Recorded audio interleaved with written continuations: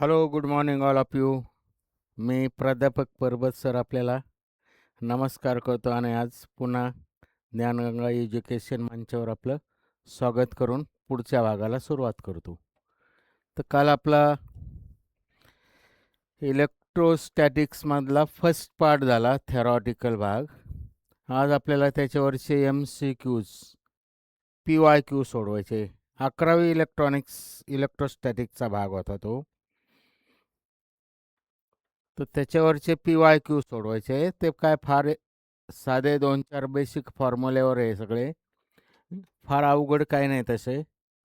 ठीक आहे, आपण सुरू करू. A charge Q is placed at the corner of the cube of side A. The electric flux through the cube is.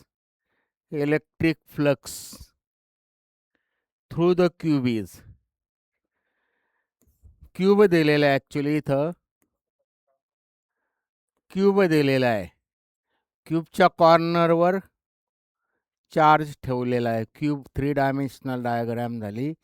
क्यूबला किती 8 corners आले खरे ॲक्च्युली. 8 कॉर्नर्स आले. तर त्या कॉर्नर्सवर चार्ज ठेवलेला आहे क्यू. तर त्यांनी कोणत्या कॉर्नरवर ठेवला, फर्स्ट सेकंड असं काही बोललं नाही, काही एकाचवर ठेवला असं काहीच बोललं नाही. Q is placed at the corner of the cube of side A. The electric flux through the cube is. तर तो चार्ज जो आहे तो क्यू 8 भागामध्ये डिस्ट्रीब्यूट होणार आहे. It is divided equally into 8 corner. त्यामुळे ते Q/8 होईल खरा चार्ज.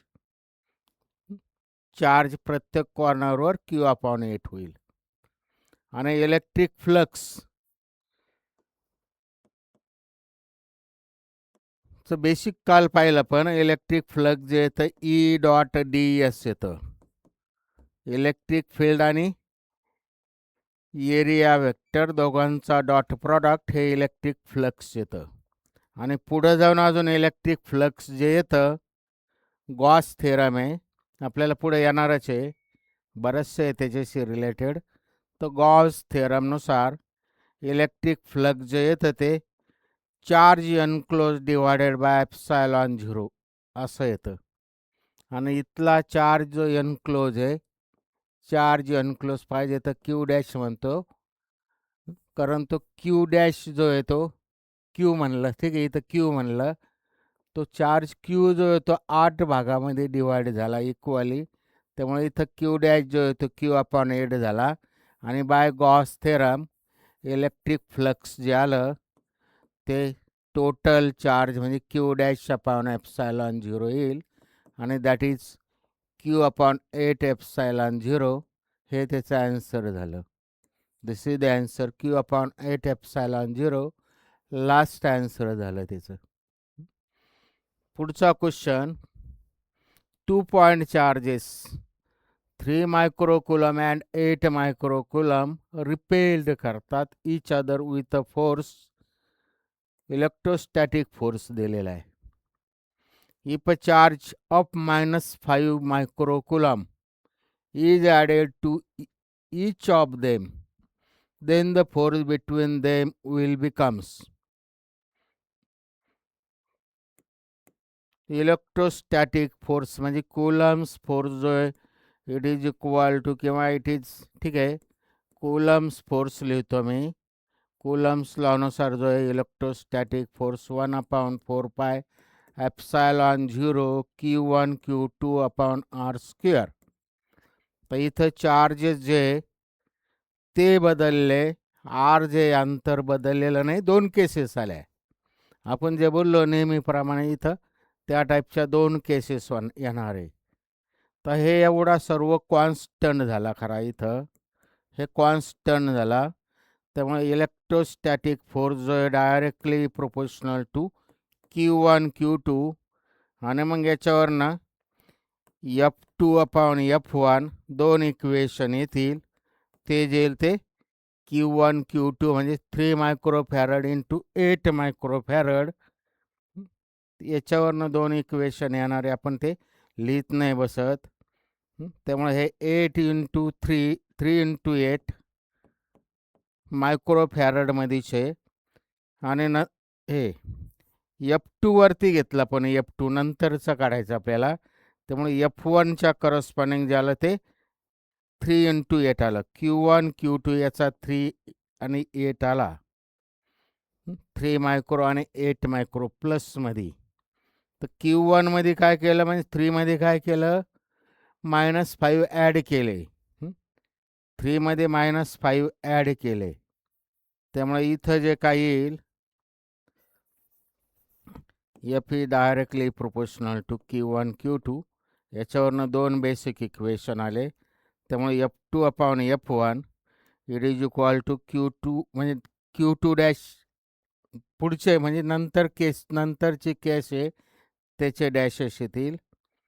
त्यामुळे हाला आधीचा होता 3, त्याच्यामध्ये ॲड केला. 3 मध्ये -5 ॲड केला. आपल्यासाठी आहे ते स्टेपच लिहितो. 3 मध्ये -5 ॲड केला. हा आला इथला Q1 नंतरच्या केसमधला. आणि नंतरच्या केसमधला Q2 आला किती, 5 मध्ये 5 नाही, ॲक्च्युली 8 आहे. 8 मध्ये -5 ॲड केला. तर हे जे आलं ॲक्च्युली हे आलं दोन्ही केसेस. त्यामुळे हे 3 + 5 म्हणजे -2 -2 -2 इंटू 8 + 5 म्हणजे 3, 8 - 5 3 डिवायडेड बाय 24 डिवायडेड बाय 8 त्रिक 24, 3 आणि 2 - 5 म्हणजे हे आलं -6/24 -6/24 म्हणजे 1 - 1/6. त्याच्यावरनं F2ची किंमत आली, हे F2 डिवायडेड बाय F1 तेवढं आलं, F2 डिवायडेड बाय F1. त्यामुळे F2ची किंमत जी आली, value of F2 is -1/6 into F1 -1/6 into F1. म्हणजे this is the answer, -F/6 -F/. F1ची किंमत F1 दिलेला आहे इथं 40. त्यामुळे F1ची व्हॅल्यू टाकतो मी. अजून पुढे स्टेप सिम्प्लिफाय करावं लागते. It is equal to -40/6 -40/6. काय आलं, व्हॅल्यू चेक करायच्या, काहीतरी चुकीचं दिसतंय. मग किमती टाकताना प्रत्येकामध्ये -5 ॲड केले. 3 - 5 म्हणजे तोंडी आहे ॲक्च्युली. 3 - 5 म्हणजे -2 आणि 8 - 5 म्हणजे 3 - 6. वरचं -6 आणि खालचं 8 त्रिक 24, 8 त्रिक 24 म्हणजे 6/24, 6/24. 6 चोक 24, हे 1/6 नाही आलं, 1/4 आलं. डिव्हिजन 6 चोक 24, त्यामुळं हे 1/4 आलं. त्यामुळे हे -10 आलं, -10 Newton. This is the answer. First is the answer. Calculation थोडे केअरफुली करायचे. साधे कॅल्क्युलेशन थोडं हलगर्जीपणा केला, कॉन्सन्ट्रेशन लूज झालं का तसं चुकू शकतं.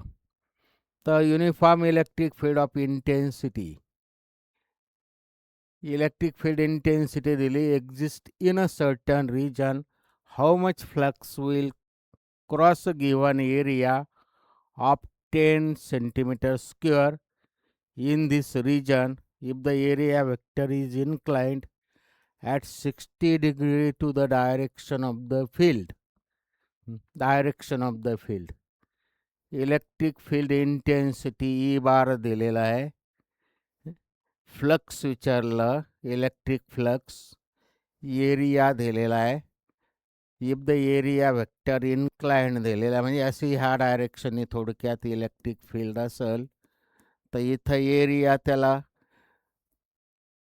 पूर्ण एरिया जो येतो त्या इलेक्ट्रिक फील्डला लंब नाही आहे. इलेक्ट्रिक फील्डला तो थोडासा इन्क्लाइंड आहे 60 डिग्रीने. इलेक्ट्रिक फील्डला इन्क्लाइंड आहे 60 डिग्रीने, म्हणजे एरिया वेक्टर ह्या डायरेक्शन येईल. त्यामुळे हा अँगल जो आहे तो 60 डिग्री दिलेला आहे. त्यामुळे इलेक्ट्रिक फ्लक्स जे येतं बेसिकनुसार E dot D S, electric flux E dot D S म्हणजेच E D S cos theta, E D S cos theta, बाकी काय नाही. ईची व्हॅल्यू दिलेली आहे 400 न्यूटन कोलाम. एरिया वेक्टर दिलेला डी एस, तो सेंटीमीटर स्क्वेअरमध्ये 10 सेंटीमीटर स्क्वेअर. त्यामुळे तो मीटरमध्ये एस आय युनिटमध्ये लावावा लागेल. ऑप्शनमध्ये सगळे एस आय युनिट आहे किंवा सर्वच युनिट जे आहे ते एस आय आहे. एरिया जो तो सी जी एस युनिटमध्ये. त्यामुळे हे 10 इंटू सेंटीमीटर स्क्वेअर म्हणजे 10⁻⁻4 म्हणजे ते 10⁻³ झाला area D S. D S area जो आहे तो 10⁻³ मीटर स्क्वेअर झाला. त्यामुळे डी एसची 10⁻³ व्हॅल्यू टाकली इंटू कॉस 60. कॉस 60 तोंडी गणित हे लगेच सुटतंय. कॉस 60 आपल्याला सवय लावली आपल्याला त्या टाईपने, त्यामुळे करत बसावं लागतं. कॉस 60, कॉस 61 हाफ आला 10⁻³ आणि हे जे आहे ते 4 इंटू 10⁻². त्यामुळे हे 2 शिल्लक राहिले. 2 इंटू 10⁻² आणि -3 म्हणजे 10⁻⁻1 शिल्लक राहिलं. म्हणजे इट इज 0.2 एस आय युनिटमध्ये फ्लक्स, म्हणजेच एस आय युनिटमध्ये आलं newton metre square per coulomb. Newton metre square per coulomb. युनिटची गरज नाही आपलं. This is the answer. Answer काढतो आपण फक्त 0.2 newton metre square per coulomb. त्यामुळे हे उत्तर झालं दुसरं. बी ऑप्शन झाला. ॲन इलेक्ट्रिक, पुढचा केअरफुली वाचा. ॲन इलेक्ट्रॉन ॲट रेस्टला electron is accelerated by a potential V1 in uniform electric field, experiences a force F1. When potential is changed to V2, the force experienced by the electron, potential change केलं to V2, the force experienced by the electron gets doubled. इथं print mistake आहे. इथं V² नाही, actually V2 आहे. V2 पाहिजे. The force experience by the electron gets double. The ratio of V1 to V2, ratio of V1 to V2. पोटेन्शियलचा ratio विचारला. जे काय काढायचं ते पहिल्यांदा ही व्हॅल्यू काढायची. We have to find the V1/V2. पोटेन्शियलचा रेशो काढायचा आहे. इलेक्ट्रॉन सुरुवातीला रेस्टला आहे, नंतर ॲक्सलरेट झाला. इलेक्ट्रॉन रेस्टला आहे, नंतर ॲक्सलरेट झाला. त्यामुळे फोर्स जो आहे तो इलेक्ट्रॉनवरचा काय आला, फोर्स बरोबर मास किंवा न्यूटन्स लॉ ऑफ मोशननुसार force is equal to mass into acceleration. आणि त्यामुळे फोर्स डिवायडेड बाय मास, त्याच्यावरनं ॲक्सलरेशन येईल, ॲक्सलरेशन. आणि इथं फोर्स किंवा याच्यावरनं गरज नाही खरं, साधा येणे काढा. इथं इलेक्ट्रोस्टॅटिक फोर्स जो आला, इलेक्ट्रिक फील्डच्या बेसिक डेफिनेशननुसार electric field is the electrostatic force per unit charge. याच्यावरनं फोर्स आला चार्ज इंटू इलेक्ट्रिक फील्ड. आणि न्यूटन्स लॉनुसार फोर्स जो येतो मास इंटू ॲक्सेलरेशन. आणि त्यामुळे हे दोघं बॅलन्स केले. थोडक्यात दोघांच्या एकमेकात व्हॅल्यू टाकल्या, दोघांवरनं एकमेकात व्हॅल्यू टाकली तर याच्यावरनं आपल्याला काय येईल, q is equal to m a. Q is equal to m a. तर इथं काय दिलेलं आपल्याला त्यानुसार पुढे सिम्प्लिफाय करावं लागेल. Q is equal to m a, किंवा आपल्याला त्याचीही गरज नाही खरी. ह्या बेसिकनुसार पण येऊ शकतं ते क्यू. आणि इलेक्ट्रिक फील्ड जी आहे, इलेक्ट्रिक फील्ड किती आहे, negative of the potential gradient. Relation पाहिलं होतं पण इलेक्ट्रिक फील्ड जे आहे that is the minus D V by D X. D V by D X म्हणजे potential gradient divided by distance V by X. त्यामुळे ईची किंमत ठेवली मी व्ही बाय एक्स. मॅग्निट्यूड ठेवला, निगेटिव्ह व्हॅल्यूचा अर्थ निगेटिव्ह म्हणजे त्याचं डायरेक्शन, निगेटिव्ह आपला मॅग्निट्यूड ठेवला. त्यामुळे या फोर्स जो येतो क्यू व्ही अपाऊन एक्स झाला.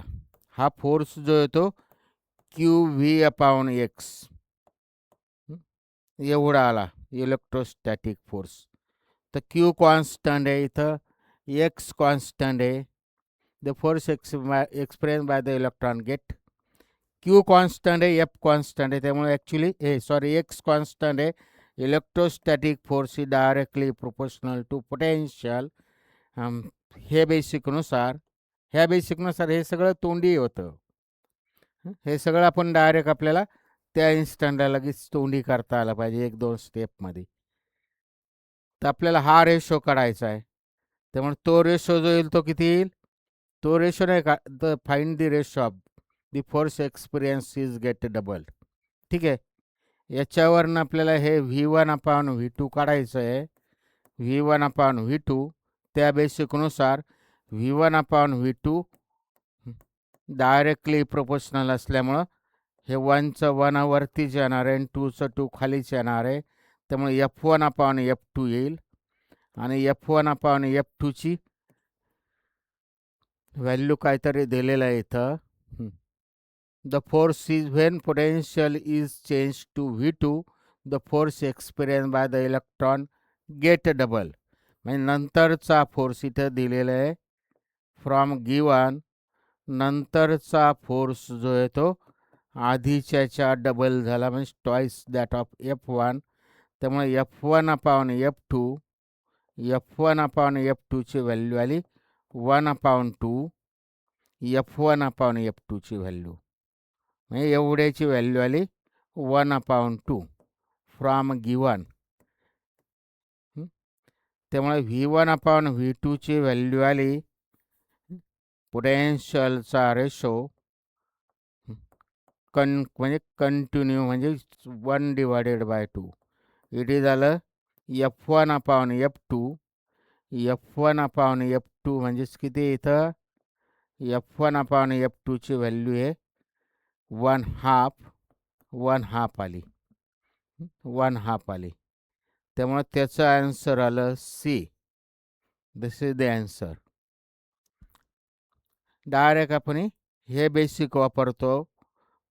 बऱ्याच वेळेस मी पहिल्यांदा सुरुवातीलाच आपण ते बोललेलं आहे का आपण डायरेक्ट प्रोपोर्शनॅलिटीचं बेसिक वापरून कॅल्क्युलेशनच्या स्टेप्स कमी करतो, व्हॅल्यू टाकणं कमी करतो बेसिक वापरून.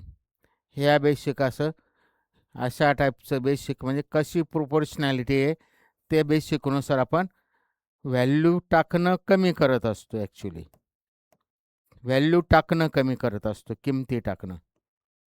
त्यामुळे स्टेप कमी करतो आपण, कॅल्क्युलेशन कमी करतो आणि डायरेक्ट येतं. हे एवढं बेसिक झालं. फक्त हे आपल्याला ह्या साध्या बेसिकनुसार लगेच येतं.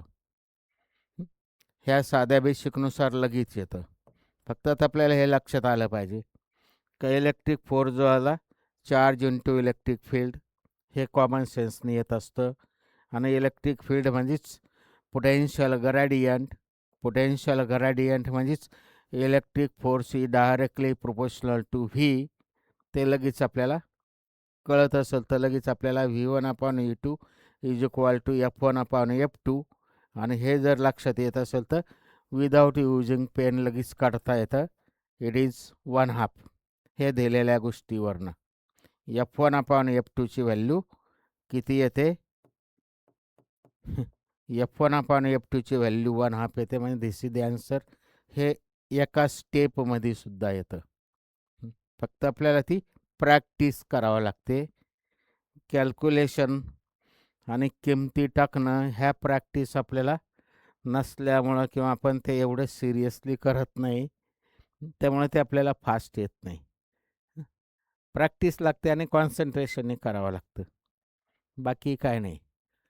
An electron of mass m charge q is accelerated from rest in electric field E. The velocity acquired by electron in traveling distance x is. A electron of mass is accelerated from rest. Velocity विचारली आपल्याला. मास दिलेलं आहे, charge दिलेला आहे, मास दिलेलं आहे, charge दिलेला आहे. इलेक्ट्रॉन सुरुवातीला रेस्टला आहे. ॲक्सिलरेटेड या शब्दाला पण तसं मिनिंग आहे. ॲक्सिलरेट होतं म्हणजे आपल्याला ॲक्सिलरेशन काढता येईल. आणि त्याच्यावरनं मग नंतरची velocity acquired bye the electron काढायची. तर velocity acquired bye the electron actually आपल्याला मास आणि चार्ज दिलेला आहे. ऑप्शनमध्ये सगळे मास आणि चार्ज जर थोडं लक्षात घेतलं तर ते ऑप्शनमध्ये लक्षात येतं. आपल्याला बेसिक हे वापरावं लागणार आहे. ॲक्सिलरेशन काढावं लागेल आपल्याला. ॲक्सिलरेशन किती येईल? ठीक आहे, 5 नंबरचं ॲक्सिलरेशन फोर्स भागिले मास बरोबर acceleration. Newton's first law mass into acceleration बरोबर फोर्स, म्हणजेच फोर्स डिवायडेड बाय मास. आपल्यासाठी ह्या स्टेप लिहाव्या लागतात. फोर्स डिवायडेड बाय मास म्हणजेच ॲक्सिलरेशन येईल. आणि इथला फोर्स जो आला तो किती आला? E is equal to f divided by q, म्हणजेच फोर्स जो आला तो क्यू इंटू ई आला. त्यामुळे फोर्स जो आला तो क्यू इंटू ई. ह्या दोघांमधनं किंवा इथं ह्या एफची किंमत इथं टाकली, याच्यावरनं ॲक्सिलरेशन आलं. ॲक्सिलरेशन जे आलं ते q E upon m, q E upon m हे ॲक्सिलरेशन आलं. तर सुरुवातीला इलेक्ट्रॉन जो आहे तो रेस्टला आहे. इलेक्ट्रॉन जो आहे तो रेस्टला आहे.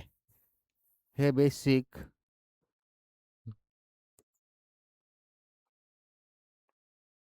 फोर्स बरोबर मास इंटू ॲक्सिलरेशन,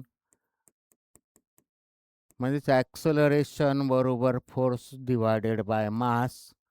आणि मग याच्यावरनं ॲक्सिलरेशन जे आलं ते क्यू ई किंवा E Q divided by mass. हे एक इक्वेशन बेसिक आलं. ॲक्सिलरेशन आलं. हे इलेक्ट्रॉनचं ॲक्सिलरेशन आलं. जो काय ॲक्सिलरेट होतोय त्याचं ॲक्सिलरेशन एवढं आलं, क्यू ई अपॉन मास. इलेक्ट्रॉनचं ॲक्सिलरेशन एवढं आलं. सुरुवातीला रेस्टला आहे. नीट लक्षात घ्यायचं, दिलेल्या गोष्टीवरून आपल्याला काय वापरायचं आहे ते लक्षात घ्यावं लागतं. कोणताही फॉर्म्युला मेकॅनिकली पाठ करून काही उपयोग नाही, काही येतं नसतं. ते तात्पुरतं छान वाटतं कदाचित, पण आपल्याला बेसिकच कन्सेप्टच लागतो बेसिक प्रॉब्लेम सोडवताना. आता आपल्याला काय थर्ड कायनेमॅटिकल इक्वेशन, मी थोडं काय काढायचं कसं येईल उत्तर ते बोलतो. ॲन्सर काढण्यासाठी आपल्याला ॲक्सिलरेशन माहीत झालं. इलेक्ट्रॉन जो आहे तो सुरुवातीला रेस्टला आहे, त्यामुळे आपण थर्ड कायनेमॅटिकल इक्वेशन वापरलं. थर्ड कायनेमॅटिकल इक्वेशन यूज केलं आपण. तर काय काढता येईल आपल्याला? V square is equal to you square, v square is equal to you square plus twice a s. S म्हणजे इथं डिस्टन्स, त्याला एक्स म्हणलेलं आहे. इनिशियल व्हेलॉसिटी 0 आहे. याच्यावरनं व्ही स्क्वेअरची व्हॅल्यू आली 0 प्लस ट्वाइस ए काढलं आपण q E upon m, twice q E upon M. आणि एसची व्हॅल्यू इथं जे येते एस, तो जो तो एक्स आहे.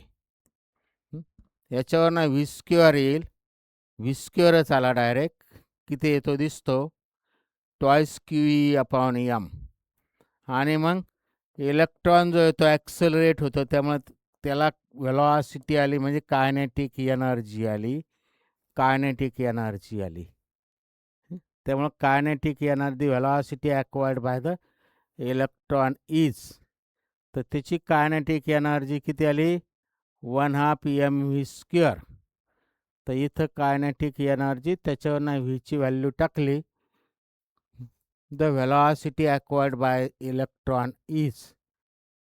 ॲक्च्युली आपल्याला ह्याची गरज नाही, व्हेलॉसिटीच विचारली. नंतरची व्हेलॉसिटी जी आली ती किती आली, इथंच दिसतं, v² बरोबर एवढा. आपल्याला कायनेटिक एनर्जी नाही विचारली, डायरेक्ट व्हेलॉसिटीच विचारली.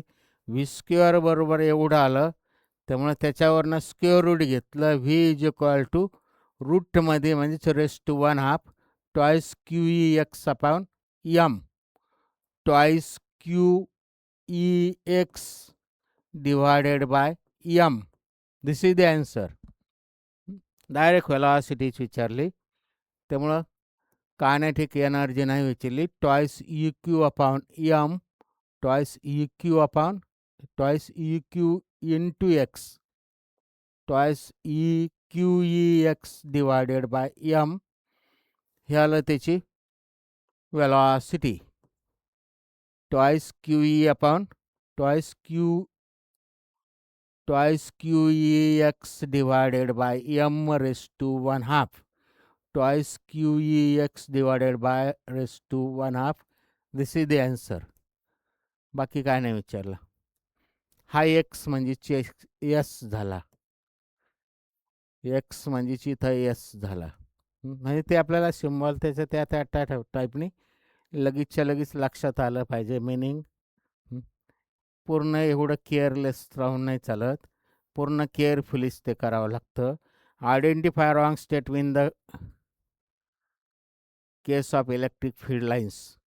तर electric field lines, electric lines of force किंवा इलेक्ट्रिक फील्ड लाईन्सच्या हजारो प्रॉपर्टीज आहे, अनेक प्रॉपर्टीज आहे. त्याच्या बेसिकवरून आपल्याला त्या लिहिता येतात, लिहिल्या पण आपण 8वी 9वीपासून पाहिल्या. तर electric lines of force, they do not pass through a conductor. Wrong statement बघायचं आपल्याला. Electric field lines of force do not pass through the conductor. Do not pass, कंडक्टरमधनं जात नाही, हे करेक्ट स्टेटमेंट आहे. Electric lines of force do not pass through and insulator. इन्सुलेटरमधनं जातात. आपण पाहिलं, हा एक पॉझिटिव्हली चार्ज भिंत आहे, पॉझिटिव्हली चार्ज प्लेट, इकडं दुसरी निगेटिव्हली चार्ज प्लेट आहे समजा. Electric field lines of force basic जर पाहिलेलं असेल तर नुसते डायग्राम बघून उपयोग नाही, त्याचं मिनिंग लक्षात घ्यायचं असतं, त्याच्यावरनं विचार करून सगळ्या गोष्टी लक्षात घ्यायची असतात. तर ह्या इलेक्ट्रिक लाईन्स ऑफ फोर्स काय झालं, ह्या डायरेक्शने इथं युनिफॉर्म इलेक्ट्रिक फील्ड डेव्हलप होते. म्हणजे इथं एअर मीडियम असो नाही तर कोणतंही असो, एअर मीडियम असो नाही तर कोणतंही असो, म्हणजे बॅड कंडक्टर जर असेल, म्हणजे इन्सुलेटर असेल तर त्या जातात, इन्सुलेटरमधनं त्या जातात. They do not pass through an insulator, त्या जात असतात इन्सुलेटरमधनं. तर इलेक्ट्रिक लाईन्स ऑफ फोर्स पॉझिटिव्हपासून स्टार्ट होतात, निगेटिव्हकडं जातात. त्या डायग्रॅमचे बेसिक अर्थ, लाईन्स ऑफ फोर्स आपण काल काढल्या होत्या, त्याच्या सर्व प्रॉपर्टीज तिथं दिसत असतात. कितीतरी वेळेस आपण बोललेलो असतो, त्या कशा असतात, काय असतात, कोणत्या कशा बेंड होतात, कुठून स्टार्ट होतात, कुठून एंड होतात, कशातून पास होतात, कुठं त्यांची म्हणजे मॅक्सिमम असतात, कुठं मिनिमम असतात, त्याचा पेनिट्रेटिंग पॉवर किती काय, हे सगळ्या गोष्टी आपण पाहिलेल्या असतात. तर इथं कंडक्टरमधनं जात नाही, त्या पॉझिटिव्ह कंडक्टरमधनं, म्हणजे पॉझिटिव्ह चार्जपासून स्टार्ट होता आणि निगेटिव्हपाशी एंड होतात. पॉझिटिव्हच्या lines of force plus Q पॉईंटच्या लाईन्स ऑफ फोर्स ज्या आहेत त्या काय येतात, रेडियली आउटवर्ड येतात, म्हणजेच त्या पॉझिटिव्हपासून स्टार्ट होतात. आणि चार्ज जर मायनस क्यू असेल तर काय होतात, त्या रेडियली त्याच्याकडे येतात म्हणजेच तिथं एंड होतात. हे बेसिक. त्यामुळे त्या कंडक्टरमधनं पास नाही होत. कंडक्टरमधनं पास नाही होत. त्यामुळे हे फर्स्ट स्टेटमेंट इज करेक्ट. ते करेक्ट स्टेटमेंट झालं. त्या इन्सुलेटरमधनं पास होत नाही हे स्टेटमेंट रॉंग झालं. They start from positive and end on negative हे करेक्ट स्टेटमेंट झालं. They do not intersect to each other हे पण करेक्ट स्टेटमेंट झालं. आपल्याला इथं रॉंग स्टेटमेंट म्हणजे बी उत्तर झालं. इथं आन्सर इज अ बी. त्या इन्सुलेटरमधनं जात नाही हे जे काय हे रॉंग स्टेटमेंट झालं. दॅट त्या इन्सुलेटरमधनं जात असतात, कंडक्टरमधनं जात नाही, इन्सुलेटरमधनं जात असतात. इथं एक्झाम्पल दाखवलं मी. त्याच्या कॅरेक्टरिस्टिक्स आपण जस्ट ओव्हरलुकिंग केलं परत मेन कॅरेक्टरिस्टिक्सकडं. पुढचा question. an electron of mass m and a proton of mass mp काय जे असेल ते are kept in a uniform electric field. The ratio of the acceleration of the electron to the acceleration of the proton is. Acceleration of the electron to the acceleration of the proton हा रेशोची value आपल्याला विचारली. ही value काढायची आता आपल्याला. दिलेलं काय आहे, mass of the electron दिलेलं आहे, मास ऑफ द प्रोटॉन दिलेलं आहे, केप्ट इन युनिफॉर्म इलेक्ट्रिक फील्डमध्ये ठेवलेलं आहे, युनिफॉर्म इलेक्ट्रिक फील्डमध्ये. The ratio of the acceleration of the electron to the acceleration of the proton is. Uniform electric फील्डमध्ये ठेवलेलं आहे. त्यामुळे इलेक्ट्रोस्टॅटिक फोर्स झाला ते किती आला, इलेक्ट्रिक फील्ड पर युनिट चार्ज. त्यामुळे इलेक्ट्रोस्टॅटिक फोर्स जो आला तो इलेक्ट्रोस्टॅटिक फोर्स जो आला तो electric field that is electrostatic force per unit charge. Basic definition electric field जो येते electric force per unit टेच charge म्हणजे त्याच्यावरनं फोर्स जो आला तो Q into E, Q into E, charge into electric field. हा इलेक्ट्रोस्टॅटिक फोर्स बरोबर Q into E.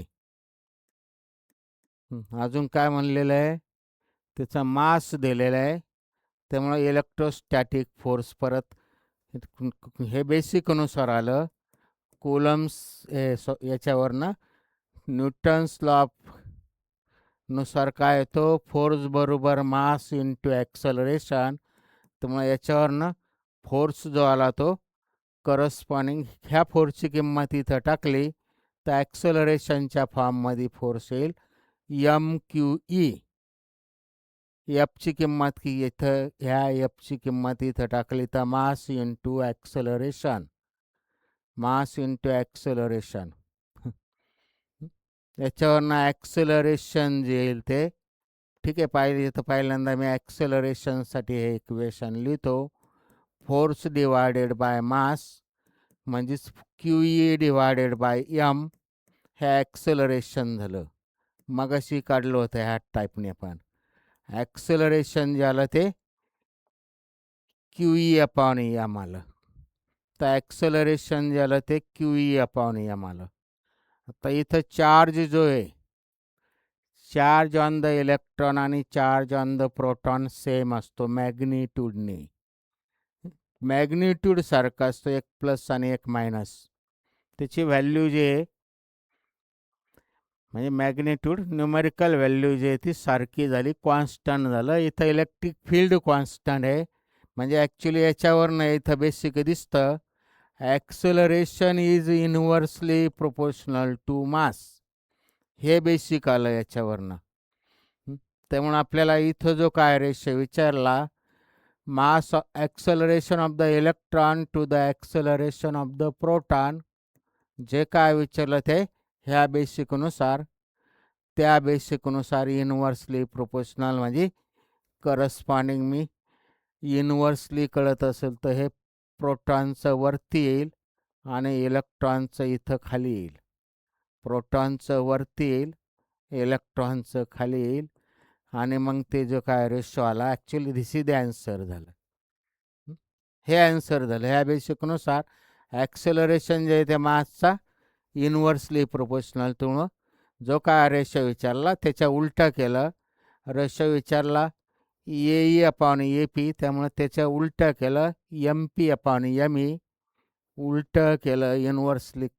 लक्षात येत असेल तर हे रेशो जो आहे ॲक्सेलरेशनचा रेशो जो आहे जो काय येणार आहे ते मासचं उलटं करून म्हणजेच ई खाली म्हणजेच m p upon m e, that is the answer. This is the answer. एक स्टेपमध्ये झालं, तोंडी झालेले. साधे साधे प्रॉब्लेम असतात. ठीक आहे, पुढचं वाचा carefully. When a piece of polythene rubbed with wool, a negative charge of 4 into 10 raised to minus 7 coulomb is developed on the polythene.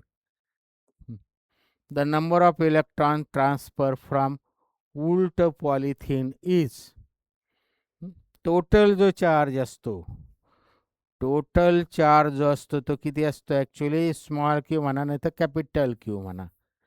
एका इलेक्ट्रॉनवरचा charge into number of electrons हा टोटल चार्ज असतो. Total charge बरोबर एका इलेक्ट्रॉनवरचा charge E लिहितो पाहिजे तर क्यूच्या ऐवजी इंटू नंबर ऑफ इलेक्ट्रॉन्स, म्हणजेच नंबर ऑफ इलेक्ट्रॉन जे येतील पाहिजे तर आपल्याला शब्दात लिहितो मी. नंबर ऑफ इलेक्ट्रॉन जे येतील ते किती येतील?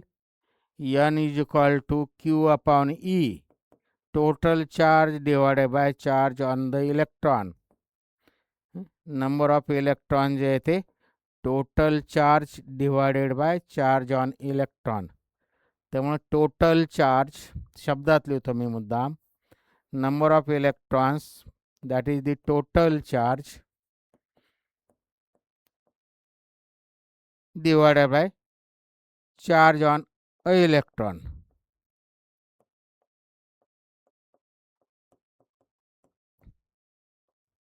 त्यामुळे ते टोटल चार्ज दिलेलं 4 इंटू 10 रेस टू मायनस 10. हे बाकी सब्जेक्टचे जसे ऑप्शन आहे त्या टाईपने हे साधे सिंपल ऑप्शन झाले खरे. सिंपल MCQ झाले, एका स्टेपमध्ये सुटणारे. 4 इंटू 10 रेस टू मायनस 7 आणि चार्ज ऑन द इलेक्ट्रॉन किती येतो आपल्याला माहिती आहे, इथं दिलेला आपण 1.6 इंटू 10 रेस टू मायनस 19. त्यामुळे हे कॅल्क्युलेशन केलं मी. एक डेसिमल, साधे हजारो पद्धती असतात सिम्प्लिफायच्या. मी हे 40 केलं, डेसिमल पॉईंट पुढं सरकावला, त्यामुळे हे 1.6 16 झालं. इंटू 10 रेस टू तसंच 10 रेस टू तसंच, म्हणजे हे 10 रेस टू मायनस 7 आणि खालचे 7 वर 10 रेस टू मायनस 19 वरती आले म्हणजे ते प्लस 19 झाले.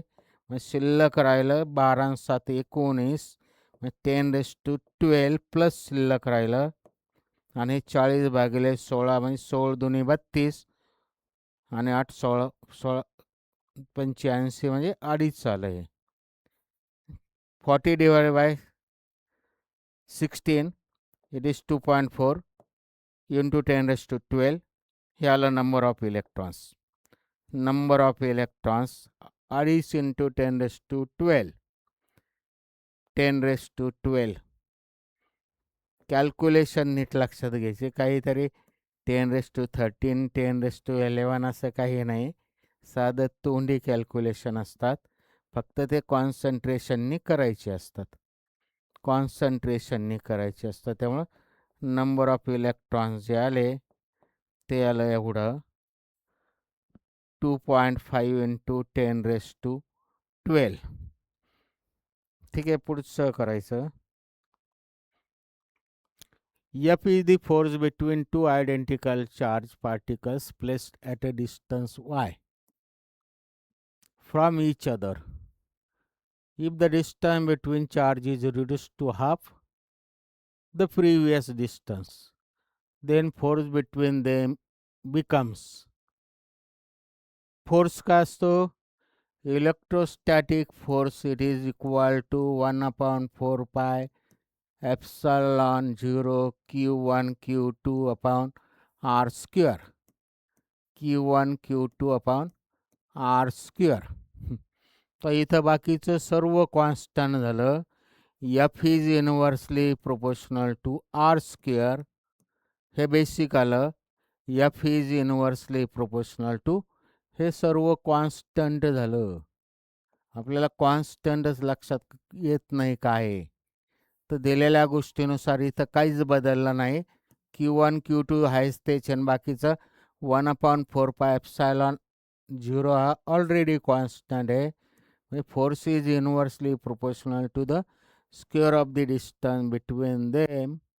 आणि मग हे लक्षात येत असेल तर नंतरचं डिस्टन्स काय केलं, आधीचं डिस्टन्स जे होतं त्याच्या नंतर if the distance between the charge is reduced, नंतरचं डिस्टन्स अर्ध केलं. पाहिजे तर लिहितो मी, नंतरचं डिस्टन्स जे आहे ते half that of the initial केलं. म्हणजेच R1/R2, R1/R2ची व्हॅल्यू किती आली, R1/R2 हा 2 इकडं आला. हे दिलेलं आहे फ्रॉम गिवन, हे गिवनवरनं तोंडी दिसतं. गिवनवरनं R1/R2 जो आहे तो 2 झाला, हे डायरेक्ट दिसतं आपल्याला. विचारलं काय आता आपल्याला, द फोर्स बिटवीन देम, दोन केसेस आल्या याच्यावरनं. फोर्स बिटवीन देम किती येईल मग, एफ नंतरचा फोर्स विचारला, F2/F1 इज इक्वल टू काय होईल, उलट इनव्हर्सली प्रोपोर्शनल. त्यामुळं काय आलं, आर आर हा 1 इकडं येईल आणि हा खाली येईल इनव्हर्स रिलेशननुसार. आणि एफ R1/R2ची व्हॅल्यू माहिती आपल्याला दिलेली, हे तोंडी झालं. R1/R2 जो आहे तो 2 आहे, R1/R2 जो आहे तो 2 आहे. त्यामुळे नंतरचा फोर्स जो आला 4 times that of the initial. याच्यावरनं नंतरचा फोर्स जो आला तो 4 times that of the initial. तर याच्यावरनं जे काय आलं, नंतरचा फोर्स जो आला तो 4 टाइम्स 2चा वर्ग 4, F1 तिकडं आला म्हणजे 4F1 आला. आणि this is the answer. 4 times F1 म्हणजे B is the answer. Single स्टेपमध्ये येणारे प्रॉब्लेम आहेत. An electric dipole consisting two opposite charges, equal and opposite चार्जेसच इलेक्ट्रिक डायपोल फॉर्म होतात. पाहिलं आपण theory. Separated by distance 3 centimetre, placed in an electric field, electric field दिलेले.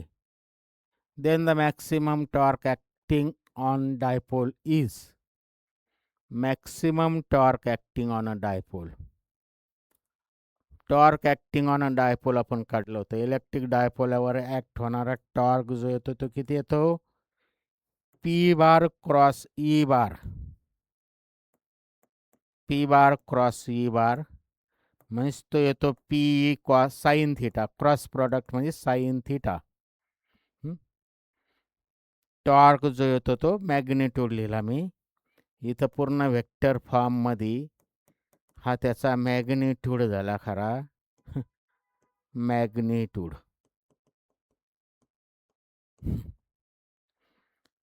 आणि sine जर 90 डिग्री असेल म्हणजे इलेक्ट्रिक फील्ड ह्या डायरेक्शनने, इथं इलेक्ट्रिक डायपोल ठेवलेला आहे आपण काल पाहिलं.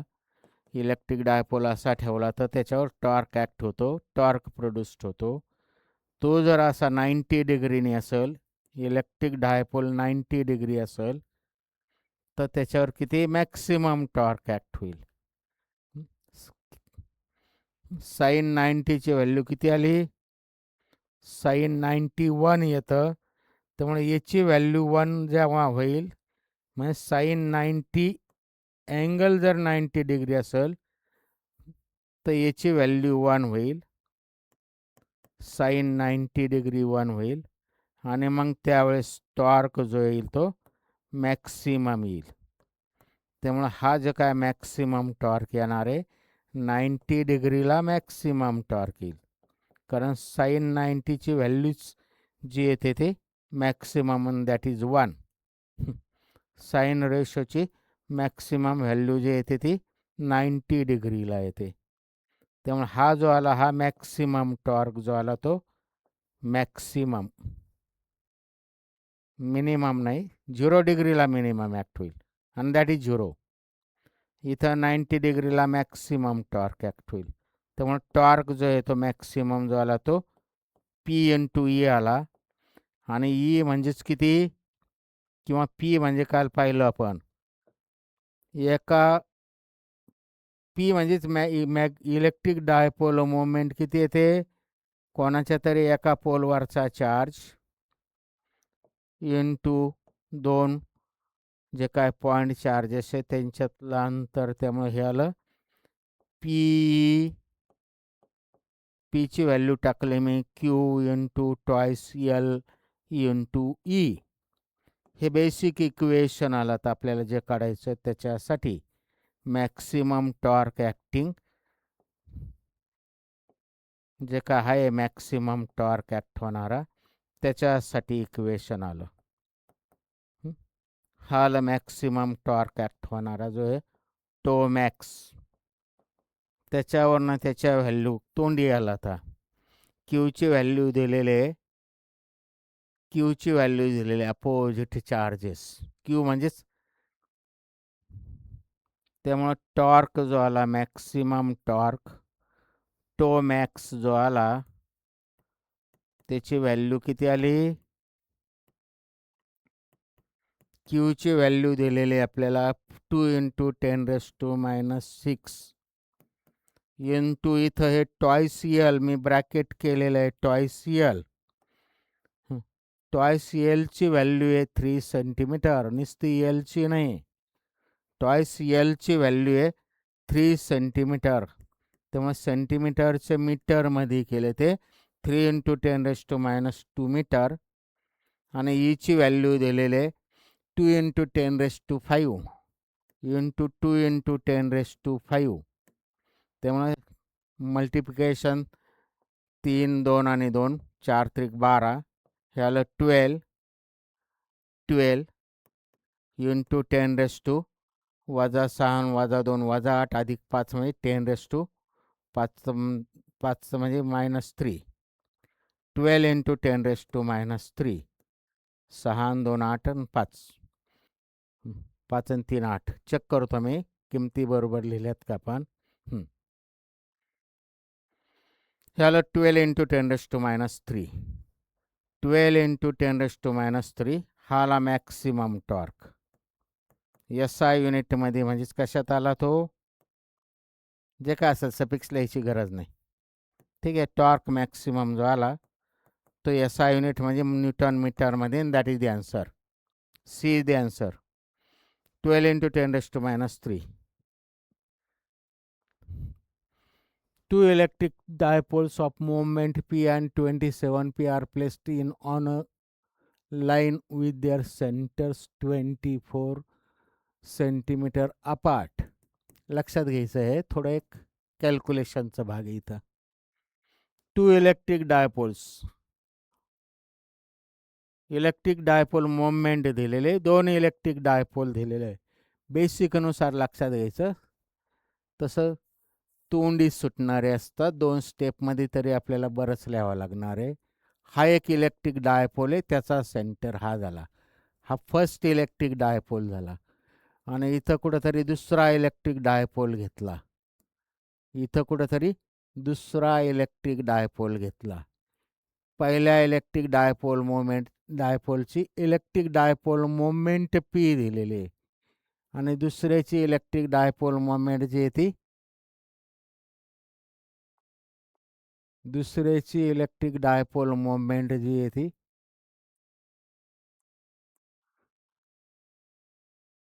27P दिलेले, त्याच्या 27 टाइम्स. त्यामुळे याची इलेक्ट्रिक डायपोल मोमेंट 27p दिलेले आहे. Are placed on a line with their centres 24 centimetre apart. याचा सेंटर आणि याचा सेंटर एकाच लाईनमध्ये ठेवलेले, दोघांमधलं डिस्टन्स आहे 24 सेंटीमीटर आहे. तर their dipole moments are opposite in direction. हे पण महत्त्वाचं आहे, डायपोल मोमेंट अपोजिट आहे. दोघांच्या डायपोल मोमेंट अपोजिट आहे. त्यामुळे इथं समजा ह्या पहिल्या इलेक्ट्रिक डायपोलची इथं काहीतरी इलेक्ट्रिक फील्ड येत असेल, तर दुसऱ्याची जर सेममध्ये असतं तर इथं झिरो नसता आला. अपोजिट आहे त्यामुळे इथं दुसऱ्याची काहीतरी, इथं कुठंतरी दोघांची एकमेकाला नील होईल. इथं कुठंतरी असा एखादा पॉईंट असेल का ज्या पॉईंटपाशी, त्या पॉईंटला समजा मी वाय पॉईंट म्हणलं, ह्या वाय पॉईंटपासून नेट इलेक्ट्रिक फील्ड झिरो येईल. नेट इलेक्ट्रिक फील्ड झिरो येईल म्हणजेच पहिल्याची इलेक्ट्रिक फील्ड आणि दुसऱ्याची इलेक्ट्रिक फील्ड सारखी येईल मॅग्निट्यूडने. आणि पहिल्याची इलेक्ट्रिक फील्ड काय येणार आहे आणि दुसऱ्याची काय येणार आहे, तर इलेक्ट्रिक फील्डच्या बेसिकनुसार आता थोडं लक्षात घ्यायचं. पण ते तर पहिल्या इलेक्ट्रिक डायपोलच्या सेंटरपासून इथपर्यंत पॉईंट वायचं डिस्टन्स आहे त्याला मी एक्स म्हणतो, याला एक्स म्हणतो. त्यामुळे हे पुढच्याचं डिस्टन्स जे आलं ते पुढच्याचं डिस्टन्स आलं 24 मायनस एक्स. टोटल जर 24 असेल तर हे एक्स गेले म्हणजे हे पुढच्याचं डिस्टन्स आलं 24 मायनस एक्स. आता इलेक्ट्रिक डायपोलची इलेक्ट्रिक डायपोल जो आहे, इलेक्ट्रिक डायपोल जो आहे, इलेक्ट्रिक डायपोल त्याची हा इलेक्ट्रिक डायपोल असेल तर ॲक्सियल पॉईंटला इलेक्ट्रिक फील्ड किती येते, इलेक्ट्रिक पोटेन्शियल किती येतं, किंवा इक्वेटोरियल पॉईंटला इलेक्ट्रिक फील्ड किती येते, इलेक्ट्रिक पोटेन्शियल किती येतं, याचे एक्सप्रेशन्स आपण काढलेले आहे. किंवा अजून पुढं 12वीच्या याच्यामध्ये आपण पुढच्या टॉपिकमध्ये काढणार आहे. तर आपण एवढंच लक्षात घ्यायचं, इलेक्ट्रिक फील्डच्या एनी पॉईंटला, at any point of the electric dipole electric field जे येते 1/4 pi epsilon twice p upon r cube एवढी येते electric field at any point. मग तो ॲक्सियल असो इक्वेटर असो त्यानुसार त्या किमती येणार आहेत. ॲट एनी पॉईंट तेवढी येते. त्यामुळे हे आलं ई म्हणजेच 1/4 पाय एप्सिलॉन 0 त्याचा पी ट्वाइस गुणवले त्याचा पी अपॉन दोघांमधल्या डिस्टन्सचा क्यूब. दोघांमधल्या म्हणजे ज्या पॉईंटपाशी काढतो आपण तिथला, त्या पॉईंटपासून याच्या सेंटरपासून तिथपर्यंतच्या अंतराचा cube. It is equal to 1/4 pi epsilon 0 याचा 2 इंटू याचा पी जो आहे तो 27 पी आहे. याची इलेक्ट्रिक डायपोल त्याच्या 27 टाइम्स आहेत, डिवायडेड बाय त्या पॉईंटचं याच्या सेंटरपासूनचं डिस्टन्स, त्या पॉईंटचं याच्या सेंटरपासूनचं डिस्टन्स म्हणजे 24 मायनस एक्स ब्रॅकेट क्यूब. त्यामुळे हे 1/4 पाय 1/4 पाय कॅन्सल झाले, 2p कॅन्सल झाला, शिल्लक राहिलेलं लक्षात येत असेल तर आता डायरेक्ट किंवा एक स्टेप लिहितो मी. 1/x cube is equal to 27 divided by 24 minus x bracket cube. आणि मग त्याच्यावरनं सिम्प्लिफाय केले, 20 तोंडी दिसतं 24 minus x bracket cube is equal to 27x cube. याचं क्यूब रूट घेतलं, क्यूब रूट शब्द लिहितो, आपल्याला ते रेग्युलर सारखं तासभर पानभर प्रॉब्लेम सोडून द्यायची सवय. टेकिंग क्यूब रूट हे सगळ्या गोष्टी तोंडी करायच्या असतात, तोंडी 2 स्टेपमध्ये येतात. हे डायग्राम लक्षात आलं पाहिजे, हे बेसिक लक्षात आलं पाहिजे. ते बेसिक लक्षात येत असेल तर हे फॉर्म्युले माहिती आहे, ते फॉर्म्युलेसुद्धा लिहायची गरज नाही. काय काय कॅन्सल होतं त्यानुसार फक्त एवढी स्टेप फक्त लिहावं लागेल इथं. एवढी स्टेप फक्त या कॅल्क्युलेशनमध्ये सगळं डोक्यात घेऊन एवढी स्टेप फक्त लिहिणं. आणि मग त्याच्यानुसार याचा क्यूब रूट घेतला, याचं सिम्प्लिफाय केलं, हे इकडं आलं, हे इकडं गेलं, ते आलं 24 - x. ही एक स्टेप लिहिणं. आणि 24 - x इज इक्वल टू 27चं क्यूब रूट म्हणजे 3x. त्याच्यावरनं 4x इज इक्वल टू 24 म्हणजे x इज इक्वल टू 4 चौक 4 सक 24. x is equal to 6. x is equal to 6 centimetre. हे आन्सर आलं खरं. 24 इज इक्वल टू 4x, त्याच्यावरनं x is equal to 6 centimetre. म्हणजे पहिल्या इलेक्ट्रिक डायपोल जो आहे त्याच्यापासूनचं ह्या पॉईंटचं अंतर का जिथं दोघं अपोजिट फील्ड इलेक्ट्रिक फील्ड असणार आहे, ह्या पॉईंटपाशी दोघांची फील्ड बरोबर 0 होती. तर पहिल्यापासून 6 सेंटीमीटरवर, म्हणजे दुसऱ्यापासून किती होईल? 18 सेंटीमीटरवर. त्यामुळे पर्यायामध्ये हे आन्सर दिलेलं आहे. समजा 18 दिलं असतं तर आपल्याला 6 सेंटीमीटर ऐवजी 18 सेंटीमीटर असतं तर ते उत्तर झालं असतं. तर पहिल्यापासून 6 सेंटीमीटर, दिस इज आन्सर. पर्यायात ते नाही तर आता 18 जरी दिलं असतं तर उत्तर मग 6. टोटल 24 येतं, 24मधनं 6 गेले म्हणजे 18 झालं असतं. ह्या टाईपने थोडं लक्षात घ्यायचं. पुढचं charge 5 मायक्रोकुलम. Charge 5 microcoulomb is placed at the center of the two concentric spheres of radii. The ratio of the flux through the sphere of radius r1 to that of the sphere of radius r2. Electric flux through r1 and electric flux through r2. याचा ratio विचारला. दिस ratio किती आहे? आता नीट ऐकायचं. इथं कुठेतरी charge ठेवलेला आहे. हे पहिलं सर्कल झालं रेडियस r1चं. याच्यातून ज्या काय number of lines of force pass होतील. इलेक्ट्रिक फ्लक्सचं बेसिक डेफिनेशन काय? Number of lines of force passing normally through the given area is called electric flux. त्यामुळे याच्या क्यूपासून निघणाऱ्या ज्या काय पॉझिटिव्ह चार्ज घेतला मी, त्याच्यापासून ज्या काय लाईन्स ऑफ फोर्स आल्या बाहेर जाणाऱ्या, ह्या total area of the entire स्पेअरच्या मधून जाणाऱ्या आल्या, एंटायर स्पेअर.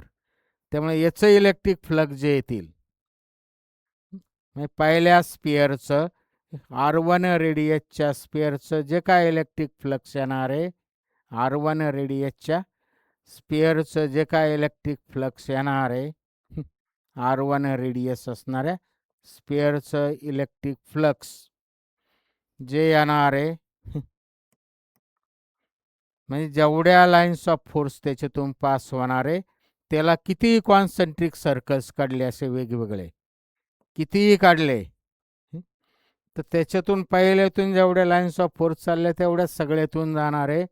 म्हणजे त्यामुळं कॉन्सेंट्रिक सर्कल कितीही काढले तर जेवढ्या लाईन्स ऑफ फोर्स पहिल्या स्पेअरच्या एंटायर स्पेअरमधनं आउट बाहेर जातात तेवढ्याच लाईन्स ऑफ फोर्स कितीही कॉन्सेंट्रिक सर्कल्स काढले तर तेवढ्याच जाणार आहे. म्हणजे फ्लक्सचा रेशो जो आहे तो कॉन्स्टंट राहणार आहे.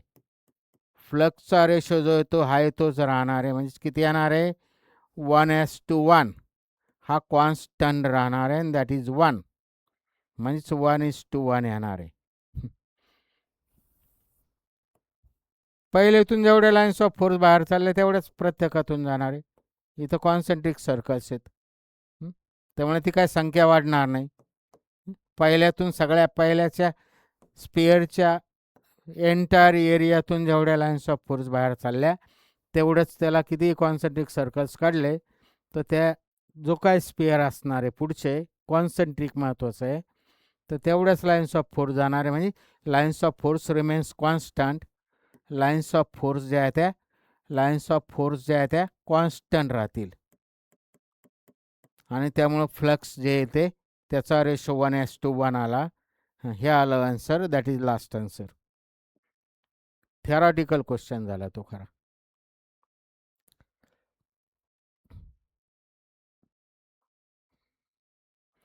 पुढचा, a particle of mass m and charge q are placed at a rest in uniform electric field E and then released.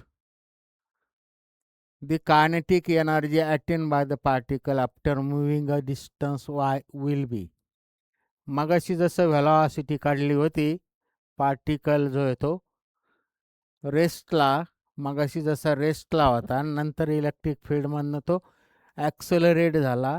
Final velocity मगाशी काढली होती आपण. आता इथं तसंच व्हेलॉसिटी काढायची आणि मग पुढं दॅट इज कायनेटिक एनर्जी काढायची. मगाशी जशी व्हेलॉसिटी काढली होती रेस्टला आहे म्हणजे त्याची इनिशियल व्हेलॉसिटी 0 आहे. V is equal to third kinematical equation, V square is equal to you square plus twice A S. U 0 होता मगाशी आपण व्हेलॉसिटी काढली होती, प्लस ट्वाईस ए आणि यस इथं दिलेला आहे. यस म्हणजे इथं वाय म्हणलं. एची व्हॅल्यू काढायची आपल्याला, ॲक्सेलरेशन काढायचं. तर ॲक्सेलरेशन म्हणजे फोर्स बरोबर मास इंटू ॲक्सेलरेशन. ह्या बेसिकनुसार ॲक्सेलरेशन बरोबर force divided by mass. Force divided by मास. तर इथं फोर्स जो आहे तो किती येईल, इलेक्ट्रोस्टॅटिक फोर्स किती येईल तो क्यू इंटू ई. आता मी डायरेक्ट स्टेप लिहून राहिलो, क्यू इंटू ई. प्रत्येक वेळेस फॉर्म्युले लिहिण्याची आवश्यकता नाही. Divided by mass. हे ॲक्सेलरेशन आलं. Force divided by mass. Electrostatic force by definition, force electric field बरोबर फोर्स पर युनिट चार्ज. त्याच्यावरनं इलेक्ट्रोस्टॅटिक फोर्स आला Q into E divided by mass. त्यामुळे ह्या ॲक्सेलरेशनची जी काय व्हॅल्यू आली ती क्यू ई अपॉन एम. ॲक्सेलरेशनची व्हॅल्यू आली क्यू ई अपॉन एम आणि याच्यावरनं व्ही स्क्वेअरची व्हॅल्यू आली twice Q E upon M into Y. इथं डिस्प्लेसमेंटला वाय म्हणलं. Twice Q E divided by M into एसची व्हॅल्यू त्याला वाय म्हणलं. हे व्ही स्क्वेअर आलं आणि मग त्याला व्हेलॉसिटी आली, त्यामुळे त्याची कायनेटिक एनर्जी जी येईल, कायनेटिक एनर्जी 1/2 एम. व्ही स्क्वेअरची व्हॅल्यू इथं डायरेक्ट व्ही स्क्वेअर कायनेटिक एनर्जीमध्ये व्ही स्क्वेअर डायरेक्ट लागतो, त्यामुळे तो इथं डायरेक्ट दिसतो twice Q E upon M into Y. त्यामुळे एम एम कॅन्सल झाला, 2 कॅन्सल होईल खरा. Twice Q E Y upon M. V स्क्वेअरची व्हॅल्यू इथं व्ही नाही, व्ही स्क्वेअरची व्हॅल्यू म्हणजे या टोटल एवढ्याची व्हॅल्यू ती डायरेक्ट आली. 2 कॅन्सल झाला इथं, 2 कॅन्सल झाला, एम एम कॅन्सल झाला. शिल्लक राहिलं Q E Y, Q into E into Y. This is the answer. C is the answer. पटापट करायचे. The earth surface is treated as a conducting surface. Earth surface is treated as a conducting surface. What should be the surface density of the charge? Surface density of the charge sigma म्हणलं. So that proton remains suspended in space near the Earth's gravitational Earth surface. Mass of the proton, charge on the proton, acceleration due to gravity, permeability of free space, हे काय गोष्टी असतील त्याचे specific symbols ते वापरले. तर इथं काय केलेलं आहे, अर्थ हे कंडक्टिंग सरफेस म्हणून ट्रीट केलं. What should be the surface density of the charge so that the proton remains suspended in space near the earth surface. हे अर्थ सरफेसच्या इथं कुठेतरी प्रोटॉन असा near the earth surface remains suspended in space. म्हणजे काय होईल, त्याच्यावरचा खालीच्या डायरेक्शनने act होणारा जो काय ग्रॅव्हिटेशनल फोर्स आहे, ग्रॅव्हिटेशनल फोर्स, तो काय होईल, इलेक्ट्रोस्टॅटिक फोर्सला बॅलन्स्ड होईल. म्हणजे gravitational force is get balance by electrostatic force. आणि इलेक्ट्रोस्टॅटिक फोर्स म्हणजेच कोणता, इलेक्ट्रोस्टॅटिक फोर्स म्हणजेच, ठीक आहे लिहितो मी शब्द, हे 14चं उत्तर. तर gravitational force is get balance by electrostatic force. Electrostatic force आणि इलेक्ट्रोस्टॅटिक फोर्स म्हणजेच ह्या बेसिकनुसार force per unit charge that is electric field. त्यामुळे इलेक्ट्रोस्टॅटिक फोर्स आला Q into E, Q into E.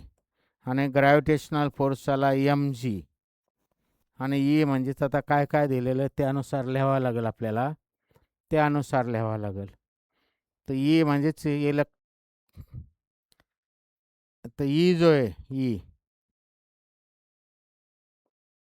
E जो आहे आपल्याला कशाच्या फॉर्ममध्ये लिहावं लागेल आता, ई जो आहे तो इलेक्ट्रोस्टॅटिक फोर्स जे दिलेलं आहे सरफेस चार्ज डेन्सिटी.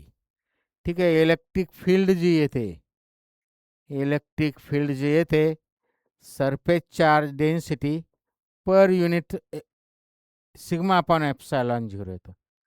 कोणत्याही चार्ज कंडक्टर किंवा कोणत्याही कंडक्टरच्या बाजूला जे काय कंडक्टिंग सरफेस म्हणलं म्हणजे त्याच्यावर चार्ज आहे, तर कोणताही कंडक्टर घेतला तर त्याच्या बाजूला इलेक्ट्रिक फील्ड जी येते ती surface charge density divided by epsilon 0.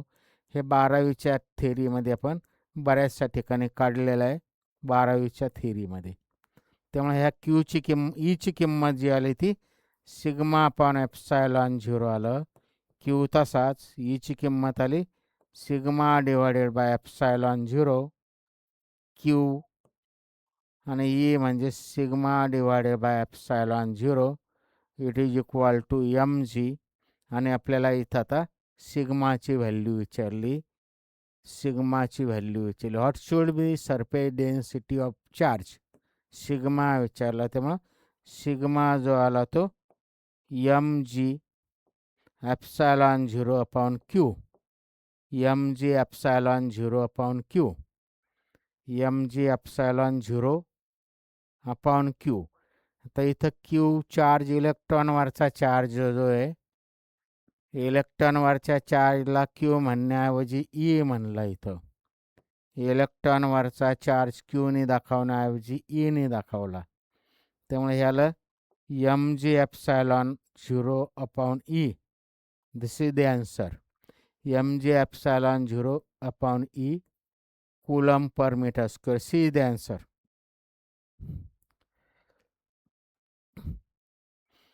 Charge Q2 of mass m revolves around a stationary charge Q1 in circular orbit of radius r. The orbital periodic time of Q2 would be 1/k ची value एवढी घ्या म्हणलं. ठीक आहे. जे काय दिलेलं आहे त्या बेसिकनुसार हा चार्ज Q2 काय होतो, charge Q2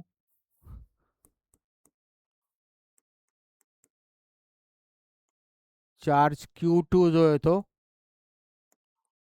revolves in a stationary charge Q1 in a circular orbit, in a circular orbit of radius r, revolves around a stationary charge Q1 in a circular orbit. म्हणजे इथं charge Q1 कुठेतरी दिलेला आहे. हा Q2 त्याच्या भोवती r एवढ्या रेडियसने रिवॉल्व होतो. The orbital time Q2 period, orbital periodic time. तर इथं काय आलं बेसिकनुसार, centripetal force is equal to काय, सर्क्युलर मोशन आली, चार्जला सर्क्युलर मोशन आली, ती सर्क्युलर मोशन मेंटेन करण्यासाठी आपल्याला सेंट्रिपिटल फोर्स लागणार आहे. हे पाहिलेलं आपण रोटेशनल डायनामिक्समध्ये. तर that centripetal force is provided by electrostatic force. Electrostatic force. Centripetal force जो काय लागणार आहे सर्क्युलर मोशनचा मेंटेन करण्यासाठी, that is provided by electrostatic force. आणि सेंट्रिपिटल फोर्स किती येतो, M V square upon R.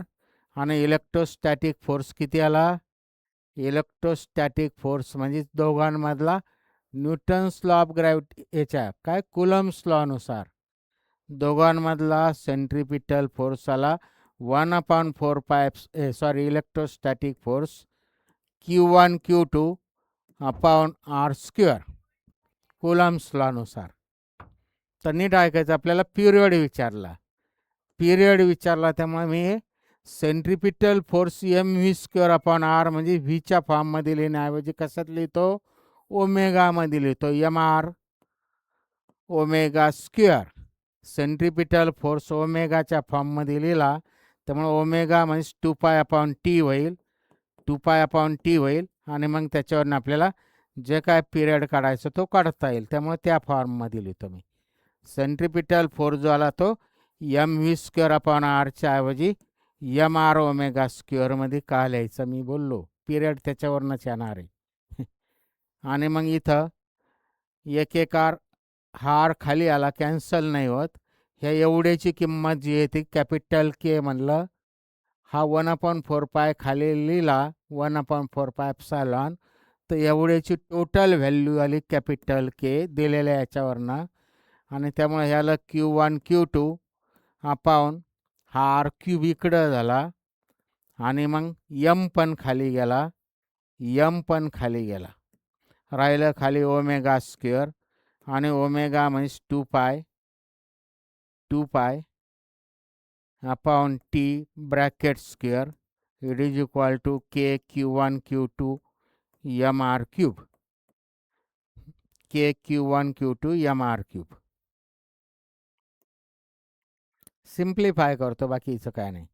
T square तिकडं गेला, साध्या स्टेप लक्षात घ्यायचे असतात. टी स्क्वेअर तिकडं गेला, हे आलं 4π स्क्वेअर, हा एम आर क्यूब वरती आला इंटू 4π आर स्क्वेअर, सॉरी 4π याचा स्क्वेअर, त्यामुळे हे आलं 4π square M R cube upon K Q1 Q2 हे आलं टी स्क्वेअरची किंमत. त्यामुळे टीची व्हॅल्यू जी आली, याचं स्क्वेअर रूट घेतलं तर टीची व्हॅल्यू जी आली ती किती आली, याचं स्क्वेअर रूट म्हणजे raise to 1/2 4π square M R cube upon K Q1 Q2. T square एवढा दिसतो त्याच्यावरनं त्याचं स्क्वेअर रूट म्हणजे raise to 1/2 4π square M R cube, 4π square M R cube upon K Q1 Q2 म्हणजे हे आन्सर झालं. ठीक आहे, पुढचं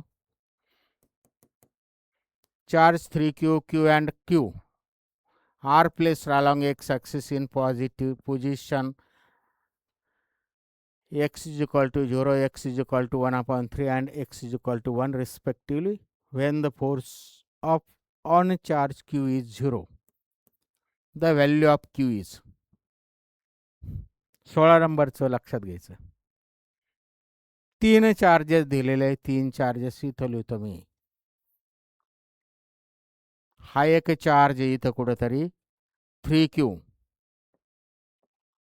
0 वर आहे, त्याच्यानंतर इथं कुठंतरी Q आहे, स्मॉल Q म्हणलं, अँड कॅपिटल Q इथं कुठंतरी आहे.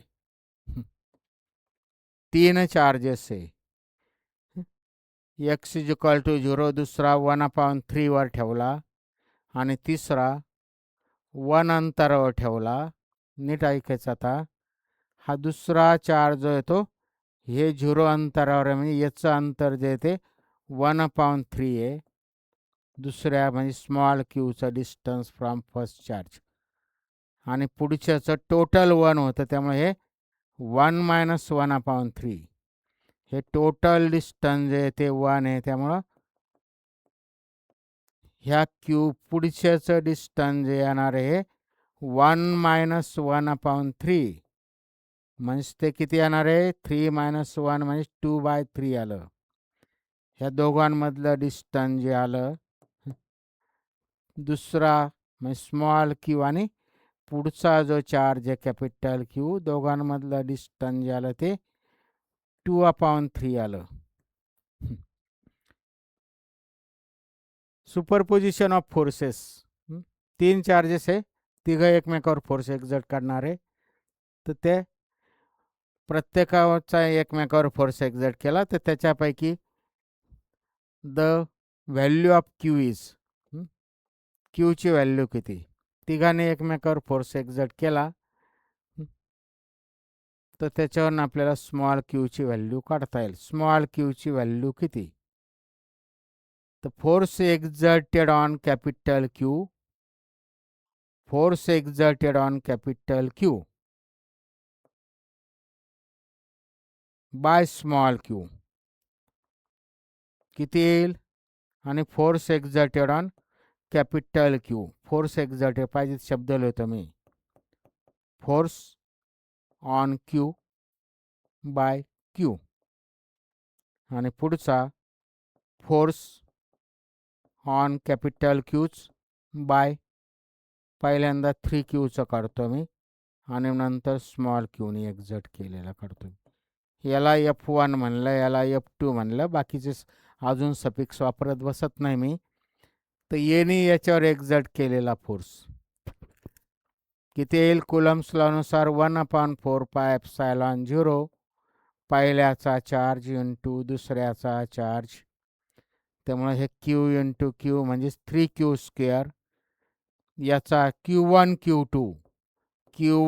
Q2 डिवायडेड बाय दोघांमधलं अंतर म्हणजे 1², दोघांमधलं अंतर 1 आहे. त्यामुळे याला 1/4πε0 3Q² डिवायडेड बाय 1. तसंच आता येणे याच्यावर एक्झर्ट केलेला फोर्स किती येईल, 1/4πε0 इंटू दोघांचा याच Q1 Q2 डिवायडेड बाय दोघांमधला डिस्टन्स आहे त्याचा स्क्वेअर. त्यामुळे हे जे आलं ते 1/4πε0 Q1 Q2 आणि ह्या 2चा वर्ग 4 झाला आणि 3चा वर्ग वरती येऊन 9 झाला, 9 इंटू Q1 Q2. तर दोघांनी एकमेकावर एक्झर्ट केलेला आहे. तर दोघांचा फोर्स जो आहे F1 + F2 = 0. नेट फोर्स जो आहे तो F1 + F2 = 0.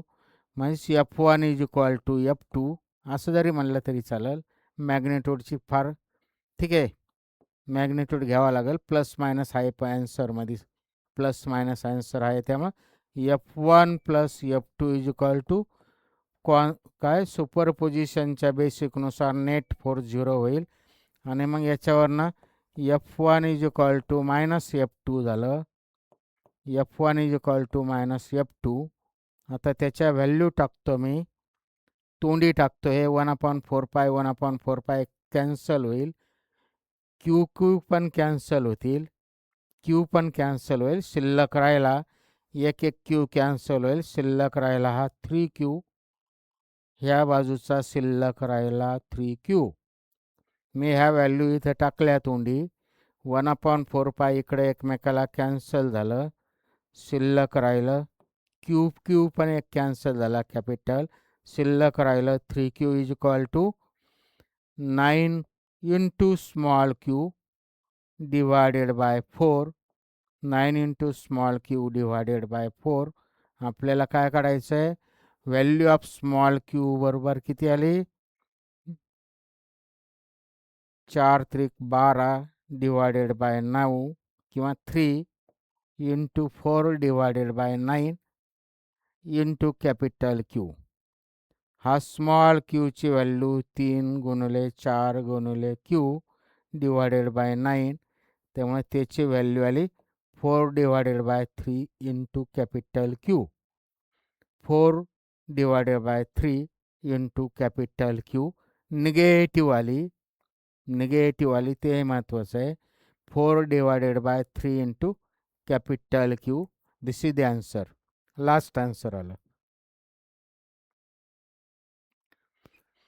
2 point charges Q1 and Q2 are L distance apart.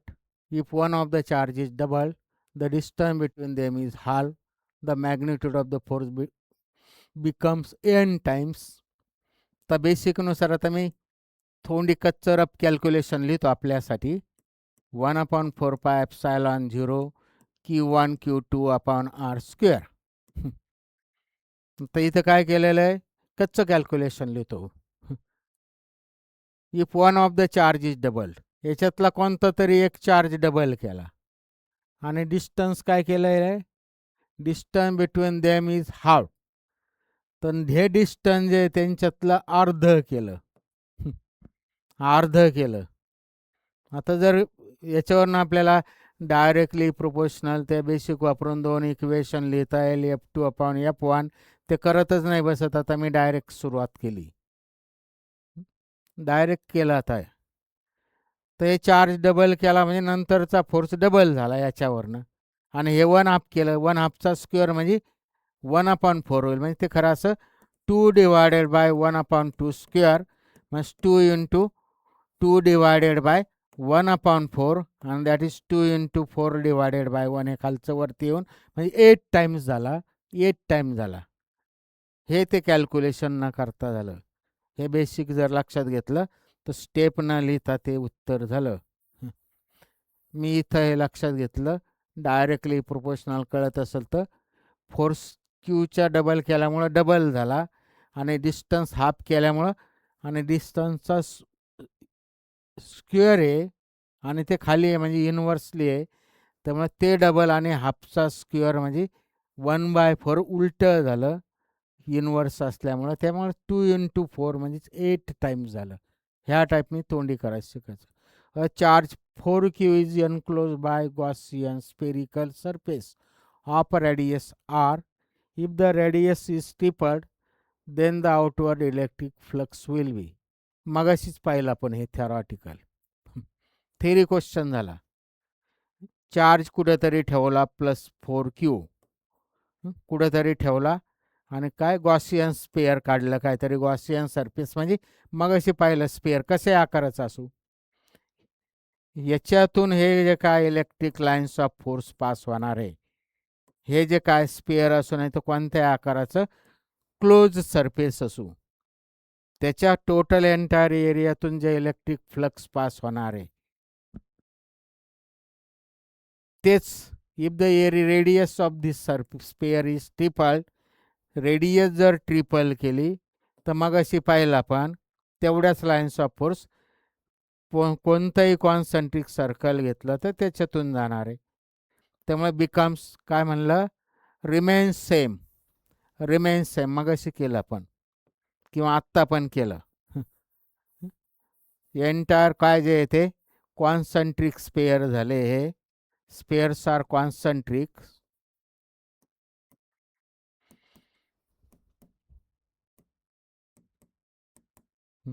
आणि त्यामुळं काय फ्लक्स म्हणजेच number of lines of force जे आहे त्या remains constant.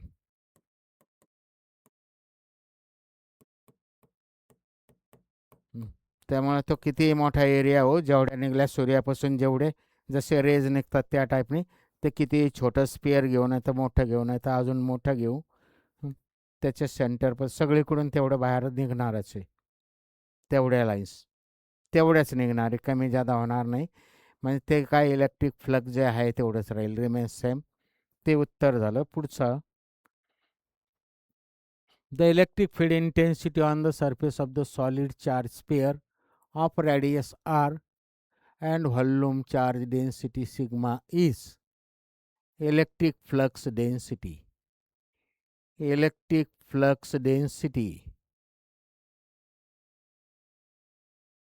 Electric field intensity on the surface of solid charge sphere of radius. The volume charge density. Volume charge डेन्सिटीला इथं sigma म्हणलं. सिग्मा किंवा रोने दाखवतात. इथं जे काय म्हणलं सिग्मा म्हणलं. स्पेसिफिक शब्द सिम्बॉल्स नीट लक्षात घ्यायचे त्यावेळेस. सिग्मा म्हणलं. सॉलिड चार्ज स्पियर, कोणतंही चार्ज स्पियर घेतलं तर त्याच्या बाजूला जी काय इलेक्ट्रिक फील्ड असते, मगाशी मी बोललो अर्थ हॅज अ सॉलिड स्पियर, जे काय मगाशी बोललो होतं, त्याच्या बाजूची जी काय इलेक्ट्रिक फील्ड येत असते, इलेक्ट्रिक फील्ड जे येते ते sigma upon epsilon zero. Electric field जे येते sigma upon epsilon zero. Surface charge density upon epsilon zero, आणि इथे व्हॉल्यूम चार्ज डेन्सिटी. हा सिग्माचा अर्थ नाही, हा सिग्माचा अर्थ नाही लक्षात घ्यायचा. तर काय म्हणलं आता, the electric field intensity on the surface of the solid sphere of radius R and volume charge density. ठीक आहे, हे इलेक्ट्रिक फ्लक्स झालं.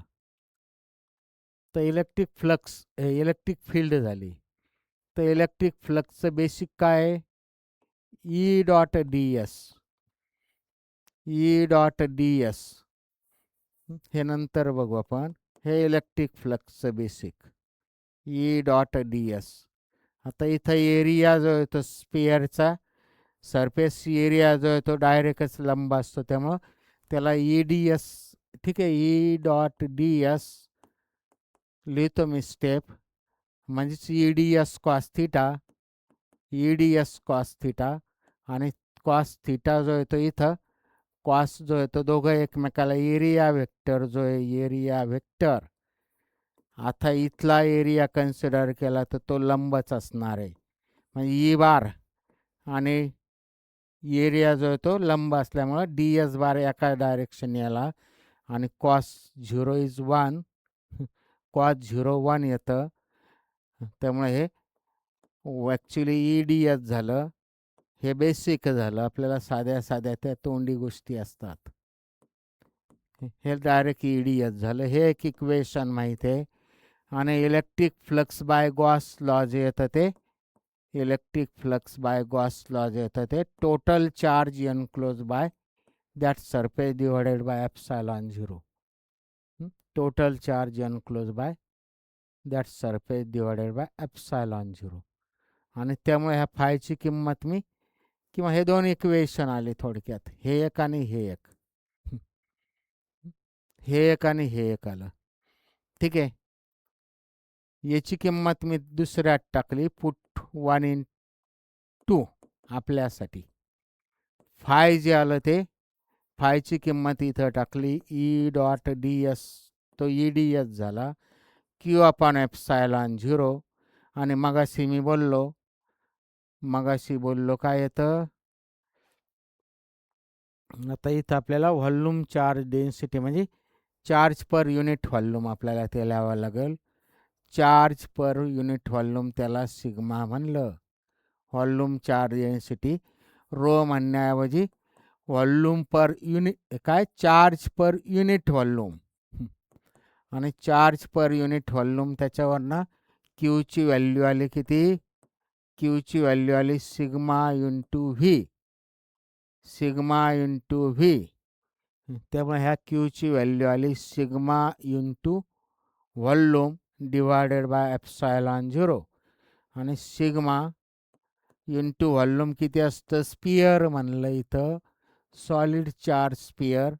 स्पियरचं व्हॉल्यूम आलं 4/3 पाय आर क्यूब. त्यामुळं क्यूची व्हॅल्यू आली सिग्मा इंटू 4/3 पाय आर क्यूब. 4/3 पाय आर क्यूब. आणि हे ई, आणि हा डी एस म्हणजेच area.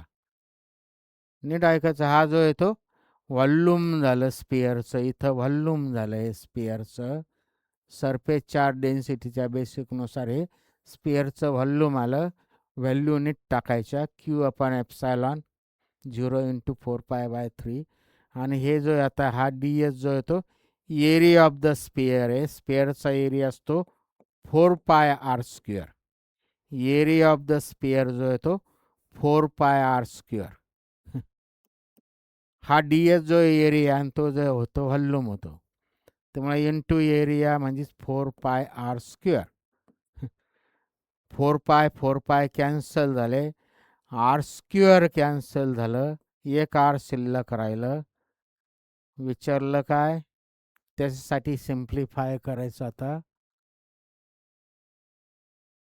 The electric field intensity म्हणजे आपल्याला इलेक्ट्रिक फील्ड इंटेन्सिटी ई विचारलं, त्यामुळे ईची व्हॅल्यू जी आली ती शिल्लक राहिलेलं sigma into R divided by 3 आणि डिवायडेड बाय एप्सिलॉन 0.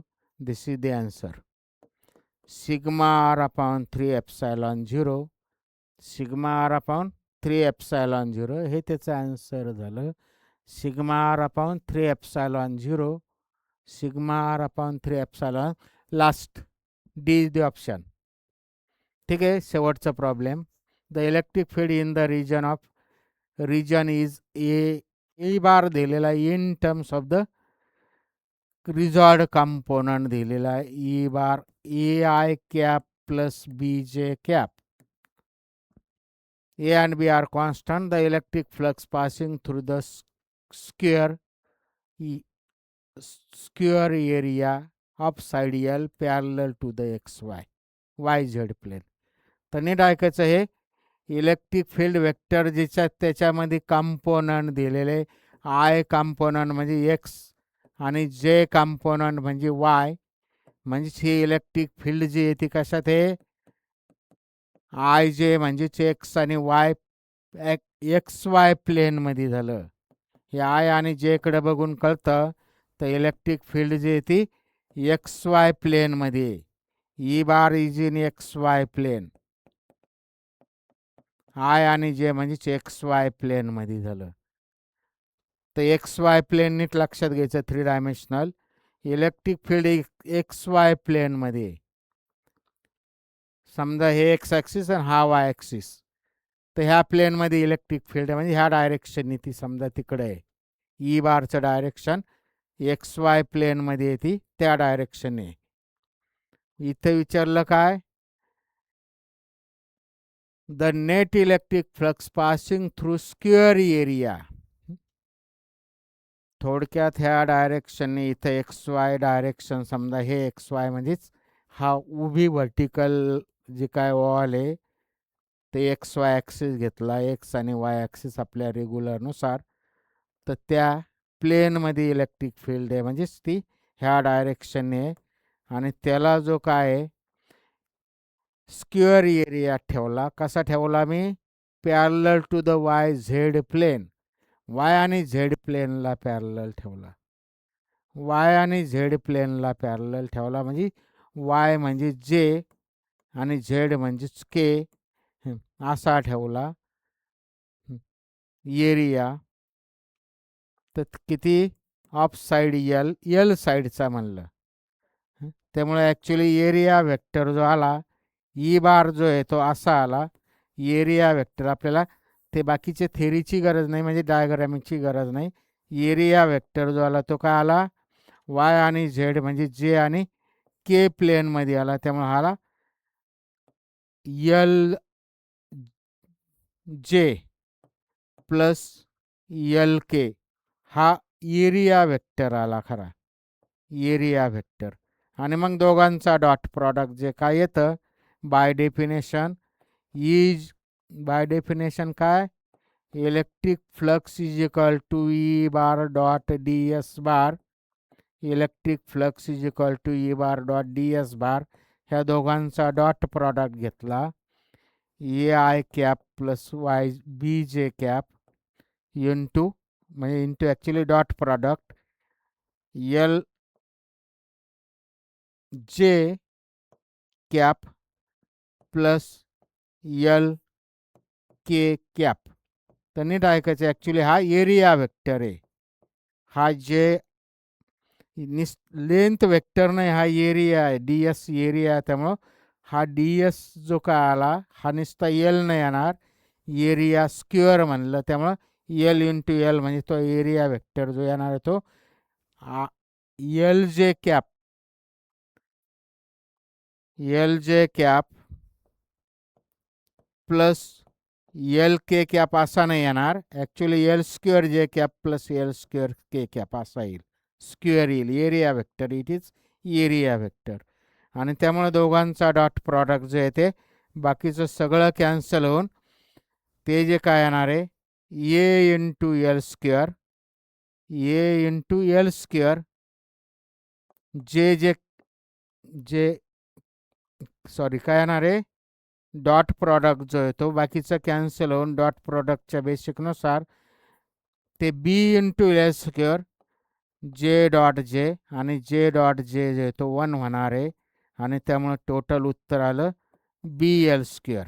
वेक्टरच्या बेसिकनुसार त्याचं उत्तर आलं. एक मिनटं, एकच मिनटं, थोडं लक्षात घ्यायचं. Area is kept parallel to the Y Z plane. Y Z प्लेनला पॅरलल ठेवला एरिया, त्यामुळे एरिया वेक्टर हा जो येणार आहे वाय झेड प्लेनला पॅरलल ठेवल्यामुळे तो काय झाला, एरिया वेक्टर. जर हे वाय झेड प्लेन असेल, हे आडवं आणि उभं वाय झेड प्लेन असेल, तर एरिया वेक्टर काय झाला खरा, एरिया वेक्टर हा नाही झाला. नीट ऐकायचं, वाय झेड प्लेनला पॅरलल ठेवला, kept parallel to the Y Z plane. त्यामुळे वाय झेड सोडून त्याला पॅरलल झाला. Perpendicular to the Y Z असता ते ठीक आहे, तो वाय झेडला पॅरलल ठेवला. एरिया, एरिया पॅरलल आहे, त्यामुळे एरिया वेक्टर जो येईल त्याला लंब येईल. वाय झेडला परपेंडिक्युलर म्हणजेच तो येणार आहे काय, आय कंपोनंट येणार आहे त्याचा. वाय झेडला परपेंडिक्युलर म्हणजेच एक्स फक्त राहिला, आणि त्यामुळे ह्याला ॲक्च्युली एल स्क्वेअर एक्स एवढंच आलं ते खरं, एल स्क्वेअर एक्स. लक्षात घ्यायचं ते एल स्क्वेअर आय कॅप आलं. आणि मग याचा डॉट प्रॉडक्ट जो आला, आय याचा डॉट प्रॉडक्ट जो आला A L square I dot I, आणि आय डॉट आय म्हणजेच 1 येतो, त्यामुळे हे आलं A L square. This is the answer actually, A L square is the answer, B is the answer. ठीक आहे, ह्या टाईपने आपलं.